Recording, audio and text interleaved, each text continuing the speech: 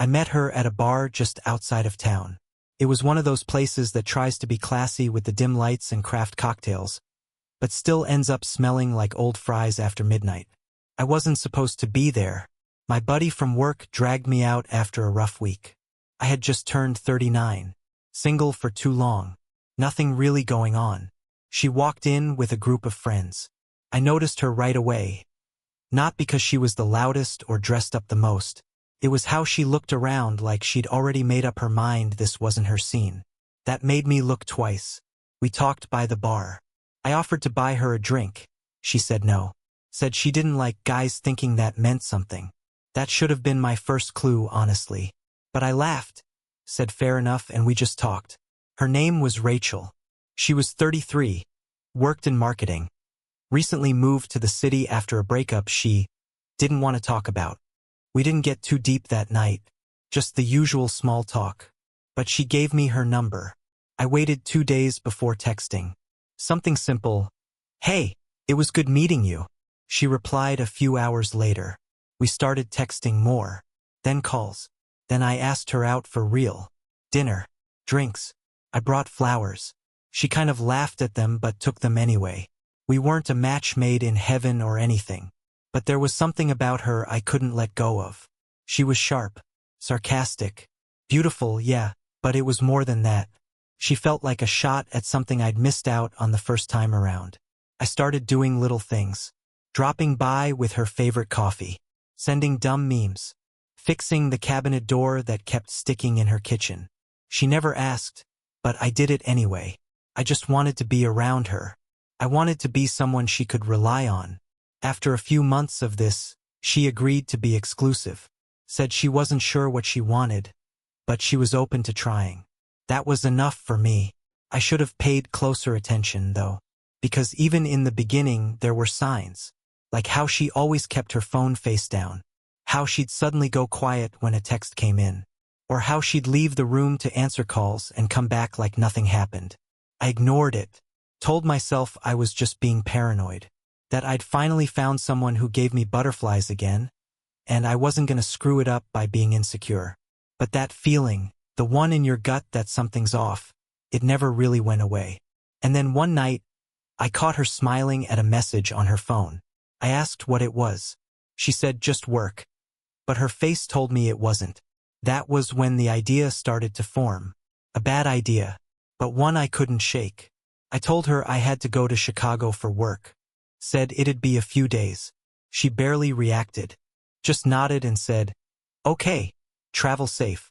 The day before I left, I installed a couple of cameras. One in the living room, one by the front door.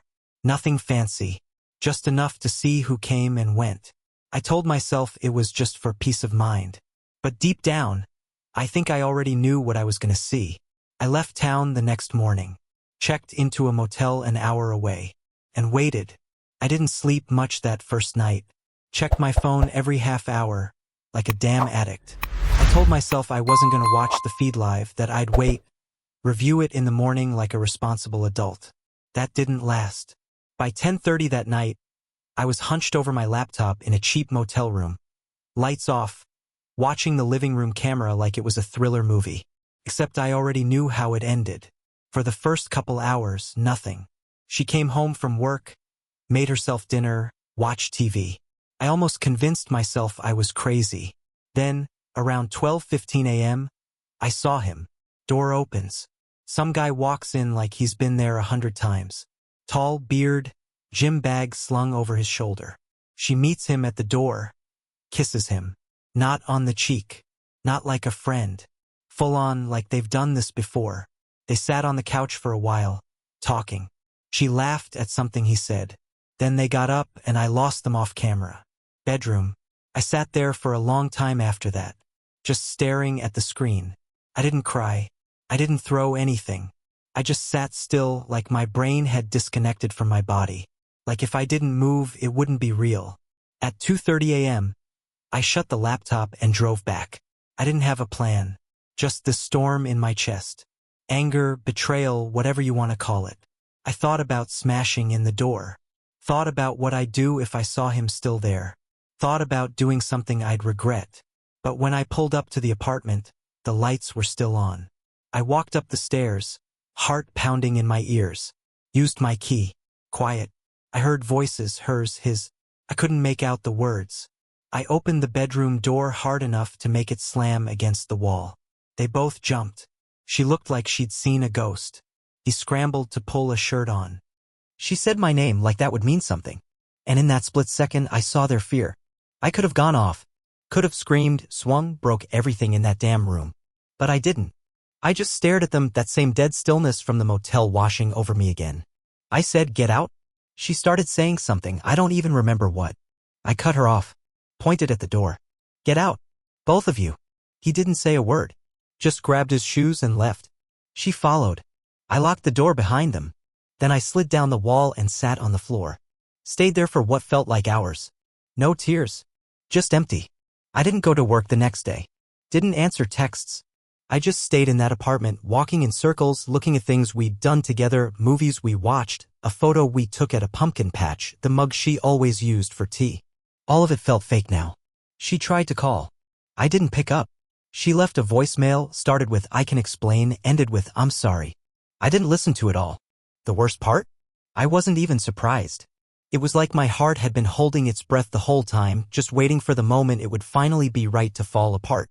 People think heartbreak is loud. Screaming, crying, smashing dishes. But mine was quiet. After I told them to leave, I stayed in that apartment for 3 more days. I didn't open the blinds. I didn't shower. Just sat on the couch or paced the kitchen. Couldn't eat. Couldn't sleep. I replayed everything. The first time we met. Her laughing at that dumb joke I told at dinner. The way she'd pull my arm around her when we watched movies. It all felt like a setup now. Like I was just a placeholder until whoever that guy was came back into the picture. She texted again the next night. Said, "Please, can we talk?" I didn't respond. I was too busy trying to figure out how I let myself fall this deep, this fast. I wasn't a kid. I wasn't some fresh out of college romantic. I was almost 40. I'd been through enough to know better. But still, I believed her. Believed in us. Bought into the idea that maybe this time I got lucky. That maybe all those years of being alone were just leading me to her. Turns out I was just a layover. That realization hit harder than anything else. I started writing stuff down. Not for her. Not for anyone. Just to get it out. Pages and pages of things I wish I'd said, things I wanted to scream into a pillow. "Why wasn't I enough?" was the most common line. I wrote that sentence 50 times. I thought about calling friends. Telling them what happened. But what do you say? "Hey man, remember that girl I was head over heels for?" Yeah, it turns out I was just a pit stop between her relationships. No one wants to hear that. Not really. So I didn't tell anyone. I didn't go back to work for a week. Told my boss I was sick. He didn't ask questions. When I finally went back, people noticed I was quieter. I stopped joining lunch runs. Stopped cracking jokes in meetings. One guy said, "You all right, man?" And I just nodded. That was it. Rachel never came back to the apartment. I think she knew better. She sent one last message about a week later. Just said, "I didn't mean for it to happen this way." I didn't reply. That was the last time I heard from her. After that, everything felt hollow. Food tasted bland. Music didn't hit the same. I stopped watching our shows. Couldn't stand seeing the intro pop up on the screen. I was in a deep hole. No light, no ladder. Just silence and that one question looping in my head, how did I let it get this far? One night, I went for a drive. No destination. Just wanted to move.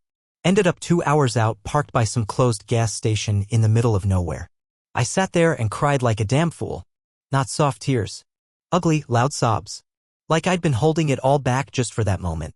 It didn't fix anything. But it drained something out of me. Enough to get back in the car and drive home. When I got back, I deleted every photo of us.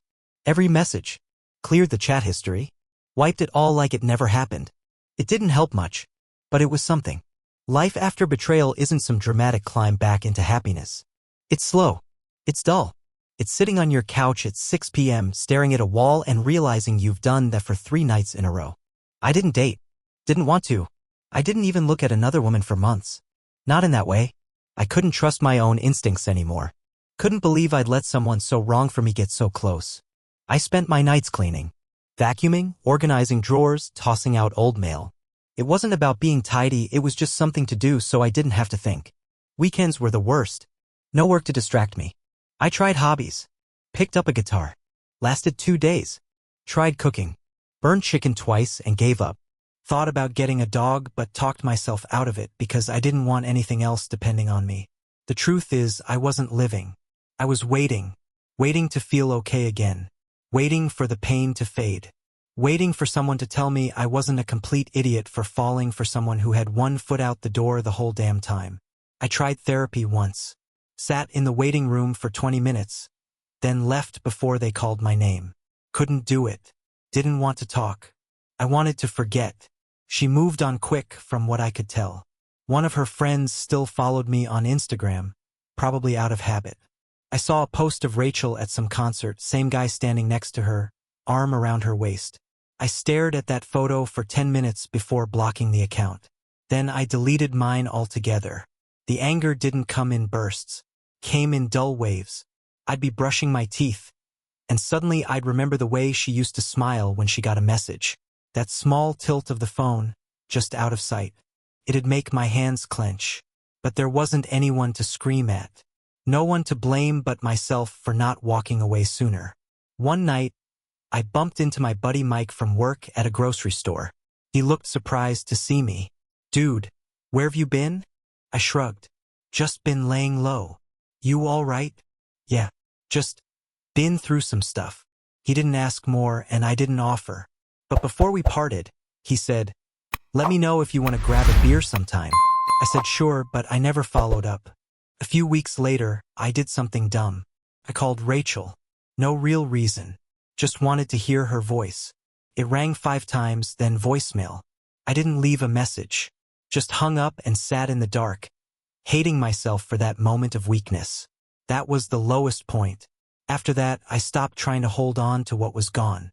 After I called her and got voicemail, I knew I had to stop. Not just stop calling, stop everything. Stop waiting for closure. Stop hoping she'd feel guilt. Stop looking for some meaning in all of it. There wasn't one. Sometimes people just break you and keep walking. I got rid of everything she left behind. Her toothbrush. Her hoodie I used to wear when I missed her. A pair of earrings she forgot on the nightstand. Threw it all in a trash bag and walked it straight out to the dumpster behind the building. I didn't cry. I didn't flinch. Just watched it all drop in and shut the lid. That night I slept for 8 straight hours for the first time in weeks. I started small after that. Set alarms.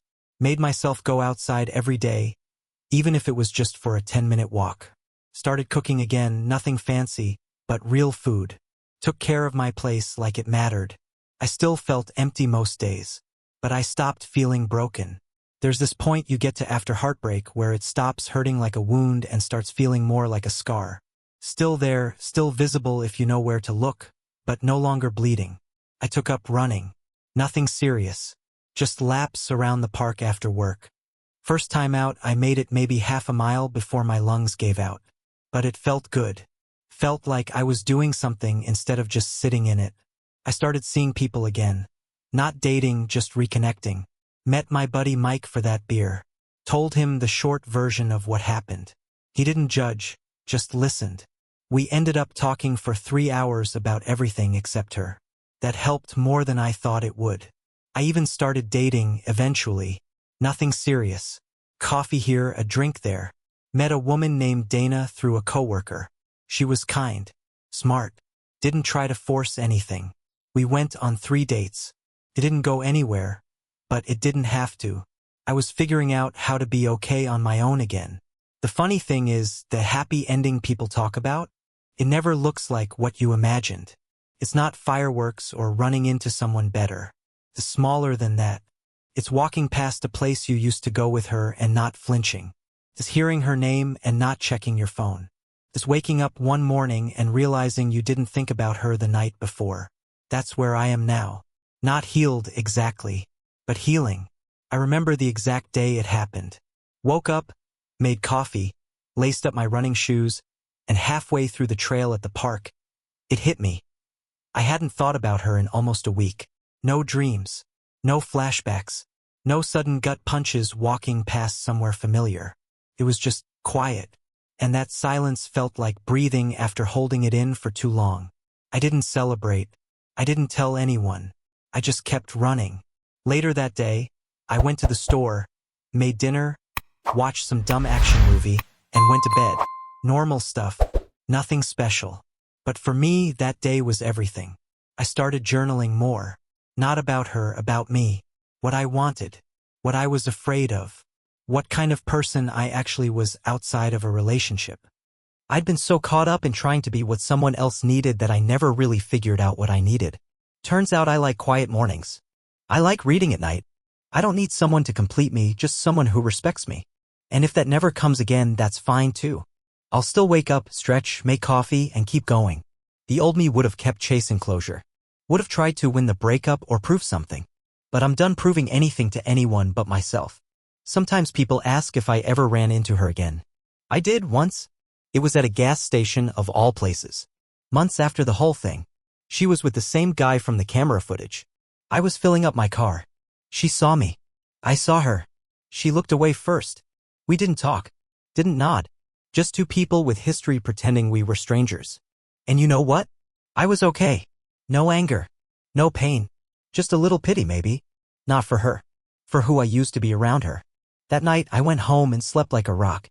Sometimes closure doesn't come in a conversation. Sometimes it's just the fact that you survived it and kept going. I didn't get the kind of ending you see in movies. No new love swooping in to rescue me. No big speech on a rainy doorstep. Just quiet. Time. Routine. But somewhere along the way I started to feel like myself again. Maybe even a better version. I moved to a smaller place. Closer to the park, closer to work. No memories in the walls. No ghosts. Just a blank space I could shape into something new. I got back into music. Dug up the guitar I gave up on. Played poorly, but it felt good. I started calling my mom more. Said yes to happy hour with coworkers. Took a weekend trip alone to the mountains just to prove I could. Just to see what kind of peace was out there. I learned how to be alone without feeling lonely. And the thing I kept thinking about, the part that stuck with me the most, was how easy it had been to believe love meant sacrifice. That giving everything to someone, even when they gave back less, was noble. It's not. Love isn't about losing yourself. It's not about proving you're worthy. It's about being seen, heard, valued. And yeah, I missed that. I got hurt because I wanted to be chosen so badly, I ignored the signs that I was just a backup plan. But I survived it. I rebuilt. I'm not bitter. I don't hate her. I just don't think about her anymore. Except sometimes when I write stories like this. Stories I never share. Stories I just need to tell once to get them out. If you're reading this and you've been through something similar, let me tell you something I wish someone had told me back then. It's not your fault someone else couldn't see your worth. And just because someone broke you doesn't mean you're unlovable. It just means they weren't the one who could love you right. So yeah, I gave myself a happy ending. Not with a new person. Not with revenge. Just with peace. And maybe that's the best kind of ending there is.